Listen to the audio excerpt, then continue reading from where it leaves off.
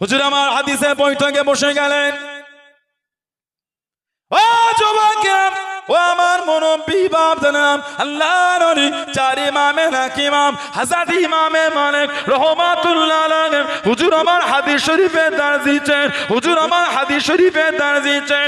ও যুবকেরা, আল্লাহর ওলি হযরত ইমামে মালিক রাহমাতুল্লাহ আলাইহি ওনার সামনেতে বসে গেলেন। আল্লাহর ওলি হযরত আব্দুল্লাহ ইবনে মুবারক, হযরত আব্দুল্লাহ ইবনে মুবারক রাহমাতুল্লাহ আলাইহি সামনে বসে গেলেন।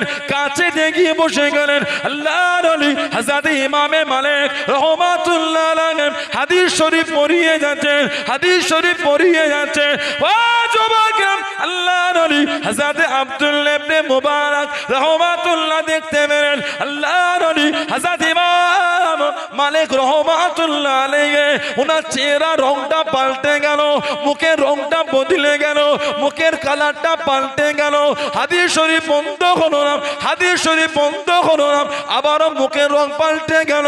হাদিস শরীফ বন্ধ হলো না, হাদিস শরীফ পড়িয়ে যাচ্ছেন, দেখে মনে হয় কষ্ট হয়। হাদিস শরীফ বন্ধ হলো না।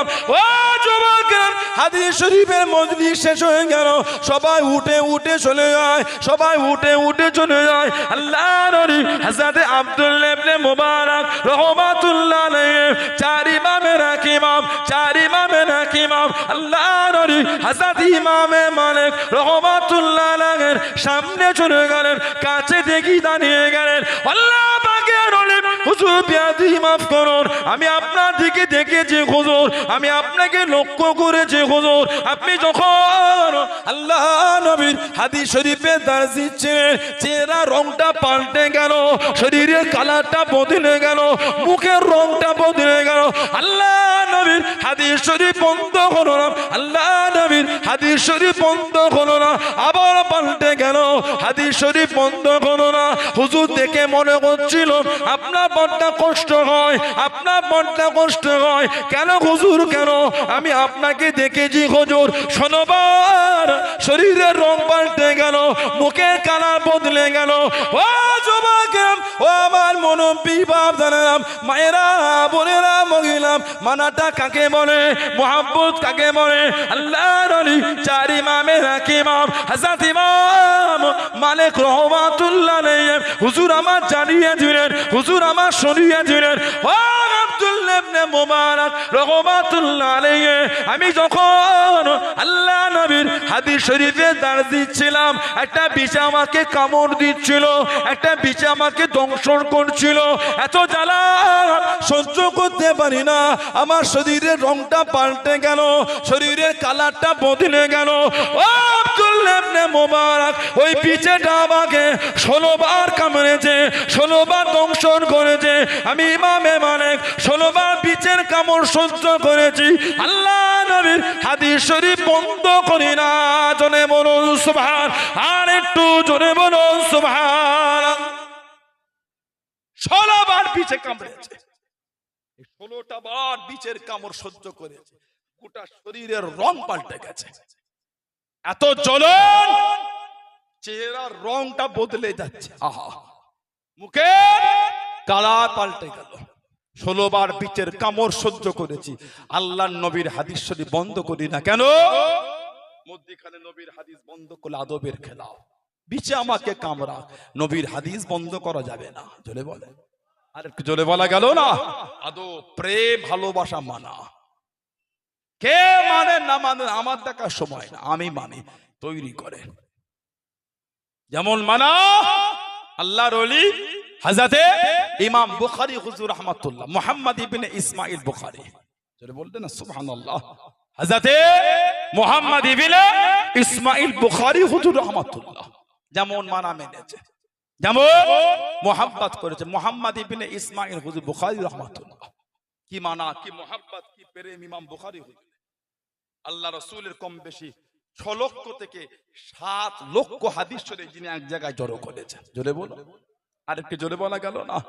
7 লক্ষ হাদিস শরীফ, 3 লক্ষ হাদিসের হাফেজ, 3 লক্ষ হাদিসের হাফেজ মুহাম্মদ ইবনে ইসমাঈল বুখারী হুজুর রাহমাতুল্লাহ, আবু আব্দুল্লাহ মুহাম্মদ ইবনে ইসমাঈল বুখারী। 1 লক্ষ সহি 2 লক্ষ গায়ের সহি ইমাম বুখারী হুজুরের নজদিক 16টা বছর ধরে বুখারী শরীফ লিখেছেন। 16 বছর ধরে, জোরে বলো, আর একটু জোরে বলা গেল না? 16টা বছর লেগে গেছে বুখারী শরীফ লিখতে। বুখারী শরীফে এমন একটা হাদিস শরীফ লেখেন না যেটা লেখার আগে উনি গোসল করেন নাই, যেটা লেখার আগে 2 রাকাত নামাজ পড়েন নাই, যেটা লেখার আগে উনি 2 রাকাত নামাজ পড়েন নাই, ইস্তিখরা করেন। তারপরে উনি বুখারী শরীফ হাদিস লিখেছেন।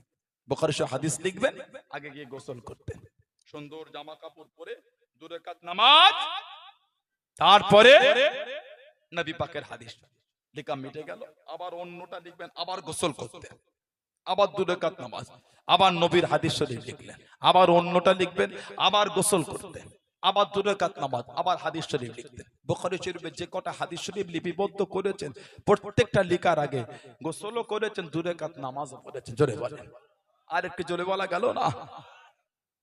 ইদানিং আমাদের সমাজে কিছু কিছু ছেলে বলে এটা করছে ওটা করছে, নবী করে না, সাহাবা করে না।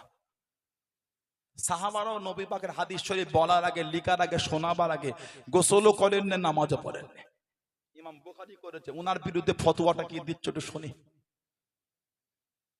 আল্লাহ রাসূল সাহাবারা বুখারী শরীফ পড়ার আগে, রাসূলের সাহাবারা নবী পাকের হাদিস শরীফ বলার আগে, পড়ার আগে গোসলও করেন না, নামাজও পড়েন না। ইমাম বুখারী হুজুর বুখারী শরীফ লিখার আগে গোসলও করেছেন, নামাজও পড়েছেন। সাহাবারা হাদিস লিখার ক্ষেত্রে গোসল আর নামাজটাকে লাজিম করেন।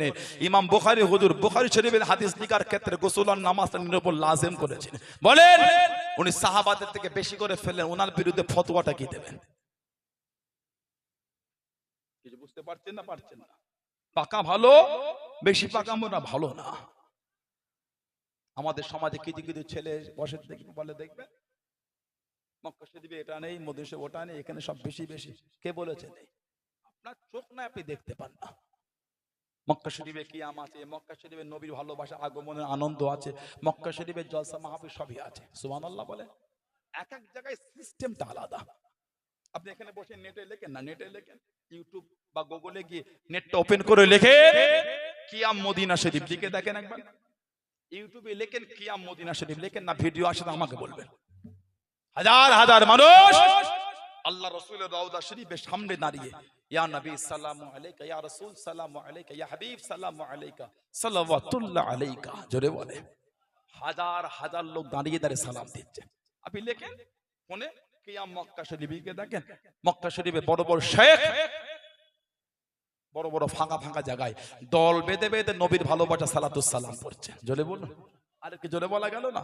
আপনি করেন না, করেন না, নাই বলে উড়াতে পারবেন না আপনি। এই কদিন আগে আমি দেখছিলাম বাংলাদেশে আমার কিছু ভাই আছে যারা প্রায় মেসেজ করে মিশরের জামিয়াল আজহারে পড়াশোনা করে।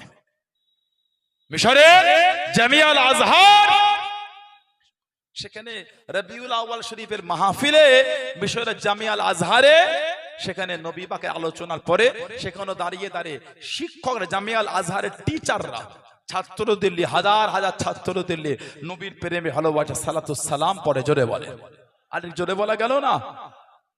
মিশরের জামিয়াল আজহারে ভর্তি হতে গেলে হানাফি, শাফিঈ, মালিকি, হাম্বলি এই চারটের মধ্যে কোন একটা মাযহাবের জায়গায় টিক মারতে হবে না, ভর্তি হবে না। ওরা গায়ের মুকাল্লিদিনতে ভর্তি নাই না। মিশরের জামিয়াল আজহার গায়ের মুকাল্লিদিনতে ভর্তি নাই না। এই চার মধ্যে কোন একটা ইমামকে তুমি মানো, টিক মারো, তাহলে অ্যাডমিশন হবে, নাই হবে না। হযরতে ইমাম বুখারী হুজুর রাহমাতুল্লাহ 16 বছর ধরে বুখারী শরীফ লিখেছেন। প্রথম জীবনে চোখে দেখতে পেতেন না, মা কাঁদতেন, আল্লাহ আমার মুহাম্মদ ইবনে ইসমাইল আল্লাহ চোখটা ভালো করে দেন। মা কাঁদতেন। কোন এক রাতে আল্লাহ পাকের হুকুম স্বপ্নের মধ্যে দেখলেন হযরত নবী ইব্রাহিম আলাইহিস সালাম। জোরে বলো, হযরত নবী ইব্রাহিম আলাইহিস স্বপ্নের মধ্যে বলে, যাও তোমার মুহাম্মাদের চোখ দুটোকে আল্লাহ ভালো করে দিয়েছে। ঘুম থেকে উঠে ছুটে গিয়ে দেখছেন ইমাম বুখারী হুজুরের চোখ দুটোকে আমার আল্লাহ ভালো করে দিয়েছেন।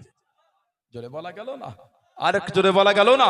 কে ইমাম বুখারী হুজুর আমার ইন্তেকাল হয়ে গেলেন।